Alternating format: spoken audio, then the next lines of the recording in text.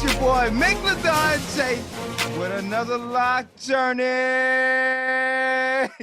I got my man's Johnny here, and we had to bring this thing to the bottom of the map tonight, folks. Y'all ready tonight? What's up, brother Johnny? How you doing? I'm great, man. I'm great. I'm glad for this interview, man. I like people who are inquisitive about these types of dreadlocks and, just want to get correct information out there. So I'm glad to, do this and have this conversation and, get some insight on it. Man, I had to give it to the people tonight, man, because, it's Sunday night. We fresh off the weekend. Monday's about to start. So I had to give them some knowledge to expand their mind a little bit. So one thing about it, man, is when I was scrolling through your Instagram, man, I said, man, y'all, Lock Nation, not Nation, everybody, I have to get my man Johnny on because these are some iconic set of locks here. And if you don't understand anything about locks, you're going to understand Johnny Locks after we get through tonight. Man, brother Johnny, I have got to ask you, what made you grow your locks, man? They're amazing, man. What's up? For me, man, ever since I was little, I was always pulled to these types of dreadlocks. Like growing up around this area, around the New Orleans area, obviously, look, I there was the Lil Wayne era where he was just going crazy, dominating, and he had the locks, right? And then you had other various groups, from Atlanta and stuff like that.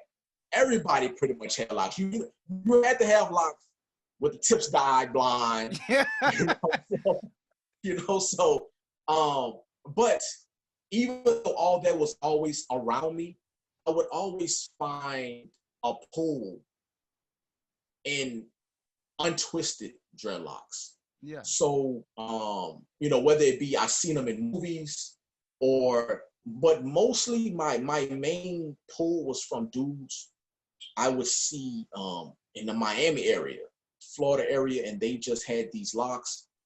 And I would be like, yo, man, how they get their hair like that?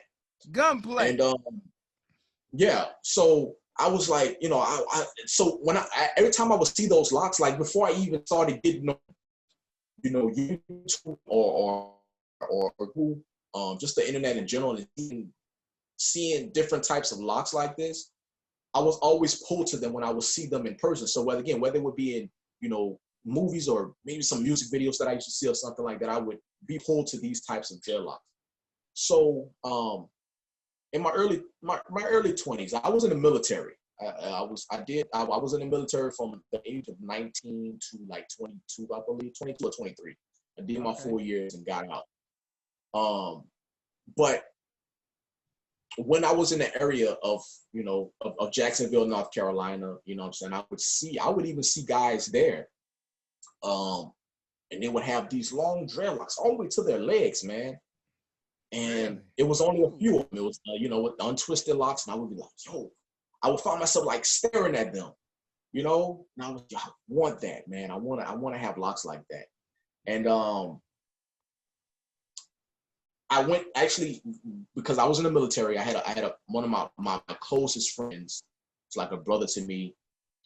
Because we were in the military, we would travel to each other's, states or whatever. And, sometimes when you tired of going home, you know how home is already. You might go there one time, you know what I mean? So you want to go other places, man. So I would go to Florida, St. Pete, Florida. I remember going to St. Pete, Florida with him, and he took me by one of his childhood friends' home. And his childhood friend's mom, husband, had this one long dreadlock all the way to his legs. And I would see people with these long locks all the time. Like, it was just crazy. So I remember asking questions about it. I don't remember what I asked him, but I just remember I was just so intrigued that I had to ask him questions about it. Yeah. So, he was telling me about it, and I said to myself, when I was still in, I said, I would always tell people, bro, when I get out of here, I'm growing dreadlocks. I couldn't wait to get out to grow dreadlocks, and I wanted, and I always had in my head that I wanted seven. Seven was the number, you know. I was just like, I want 7 thick dreadlocks, and so once I got out, you know, it wasn't too long after I was like, you know, I got out in 2013, I believe it was. No, it wasn't 20, it was 2010. Out in 2010. 2013, if I was fast forward to 2013, I got into a bad accident, almost lost my life. So while I was on bed rest, I said, those locks that I always wanted, I'm growing them. And that was your And strength, so, right? right. And so that was, you know, so after that day, you know what I'm saying? Like, that's why I tell people, like, people actually, you know, what day you started. Because, you know, some people can tell you like an anniversary of this is my life journey. I don't know when I started. I just know that I said, you know what? I always wanted these types of dreadlocks. You know, I've seen a lot of people. I did some, you know, I did some research on how to get them, how to care for them. I said, this is easy. It's 1, 2, 3. So I was like, I'm just gonna do it, and I just did it. So I just stopped combing my hair, stopped brushing my hair and whatnot, stopped getting haircuts, and then here I am.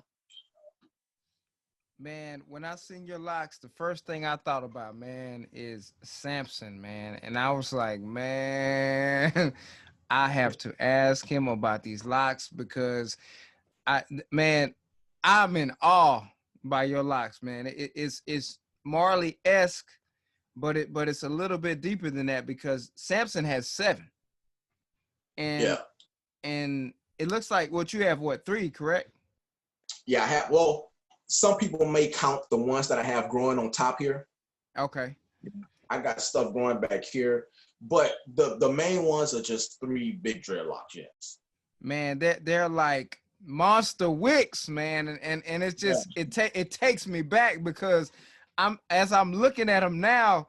See, the pictures don't do them justice. As I'm looking at them now, and I'm like, man, that's amazing to me because, like, one thing that I try to spread the awareness of is everybody is so judgmental in this world, and to see this is amazing to me because you've completely separated yourself from any type of judgment, and you've embraced yourself into what we would look at as completely being free. That is all the way being free, man. And I can appreciate that, man, because I know how hard it is to grow one lock, let alone 3 big ones. So it's like, so take me through the process of the maintenance of how you maintain your locks right now. Right now, I don't do anything different from when I had locks this long. You pretty much get you a shampoo. Like once you get to this stage right here, Yeah. you kind of get more relaxed because I think when you first start, you're like, I want to do everything right. I want to make sure I got the best shampoo. And at this point, you're like, man, you pretty much just grab whatever the cheapest shampoo is, Yeah. whatever works for your hair. See, a lot of times people ask me, they might inbox me and they be like, what shampoo you're using? And I don't really want to tell them, not because I'm trying to hold, I don't know, you know what I'm saying? But Yeah. you shampoo your hair for different reasons. You might have dry scalp, so you want a shampoo specific to that. You might need moisture in your actual hair, so you would get a shampoo specific for that. You know, so and there's various shampoos specific for each reason. So right now I just I shampoo, man. I do an aloe wash pretty frequent. I do it. Yeah, I do an aloe wash maybe twice a month. So I don't mean to cut you off. When you say aloe wash, what exactly do you mean?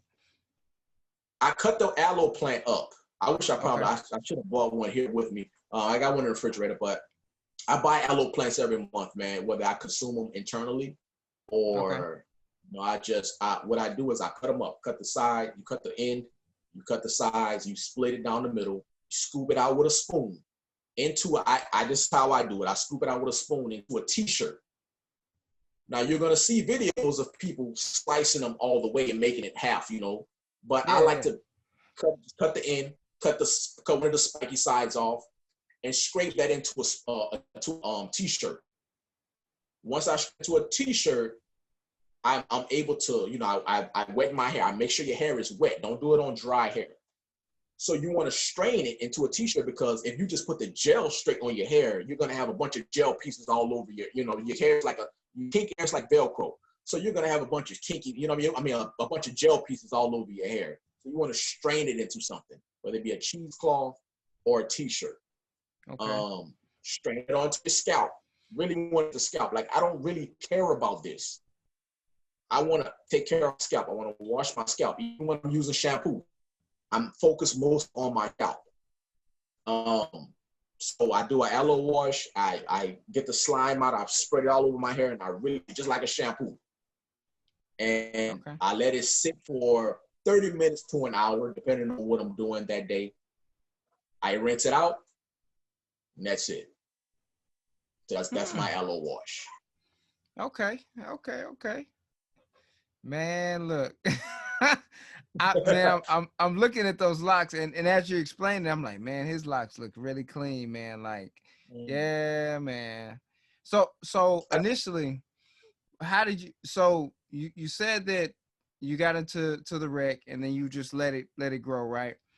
So Yeah. initially, how did it start out? How did it start forming? Did it branch out like? Because mine are semi-free, and Yeah. they're eventually gonna be just all the way free, because I don't do anything to them, man. I don't even wrap them up anymore. I just roll over, man, and whatever, man, and just go about my day. Because, man, I'm not gonna lie to you. Nothing against anybody that does all the wrapping of the hair stuff. I don't have time for it. It takes too much time Yeah. out of my day. I got other things to do. So I'm like, it's pretty much like, and I go Yeah. about my day, man. I wake Yeah. up Same.